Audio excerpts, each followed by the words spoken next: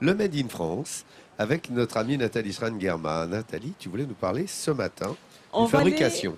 Pas très loin du Puy-en-Velay, à Saint-Just-Malmont, qui est connu pour être le berceau du ruban français.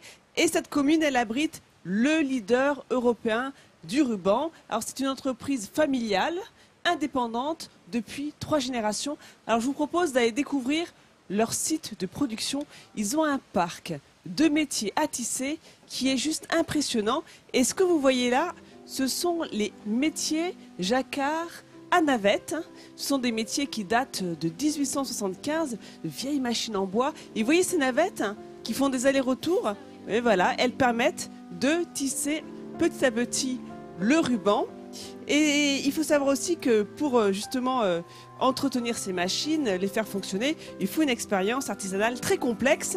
Et chaque fil est placé à la main et pour des motifs très difficiles à faire, très complexes, parfois allant jusqu'à 1600 fils, il faut 1 semaine pour juste installer les fils qui se placent à la main un à un et pour donner au final quelques mètres de ruban. Donc c'est très demandé pour l'univers du luxe parce que ça permet vraiment de faire des rubans d'une qualité sans commune mesure. Qualité, oui. Voilà. Et face à ces métiers d'époque, on a d'autres machines, des métiers de pointe, des technologies de pointe. Regardez. Alors là, d'abord, la première étape, c'est l'ourdissage. On va enrouler notre fil autour de la bobine avant de passer à l'étape du tissage. Et ça permet de faire des rubans beaucoup plus solides dans des matériaux différents, comme par exemple les ceintures dans l'avion ou bien pour les baudriers. Effectivement, c'est des rubans, mais qui sont faits avec ces machines modernes. Et vous voyez, regardez, ça, c'est le rythme au ralenti. Et ça, c'est le vrai rythme. Ils ont eu la gentillesse de ralentir la machine pour vous montrer comment elle tisse le ruban.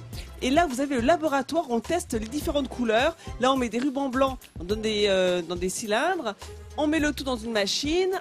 On va teindre les rubans blancs. Après, on va les laver. Et en fonction du résultat obtenu, si on est content, eh bien, on passe à la vraie teinture.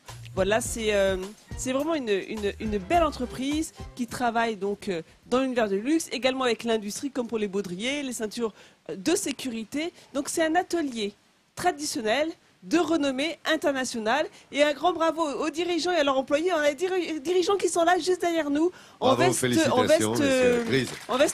on ne peut pas les louper, ils sont 3. Attention, là, je me sens surveillée.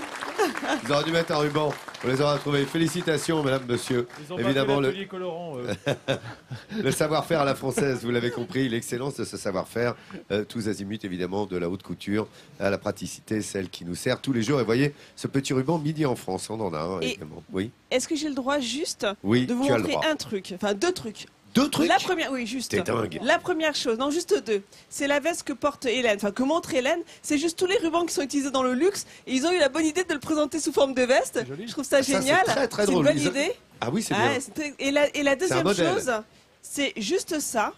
C'est la nouveauté, c'est des rubans en textile siliconé. Et c'est les premiers au monde à les faire. Donc ça innove ici en Auvergne. Donc encore un grand bravo. Voilà. La haute technologie est là également. En tous les cas, félicitations à cette entreprise qui représente l'excellence à la française et s'est installée ici. Merci beaucoup Nathalie. La recette.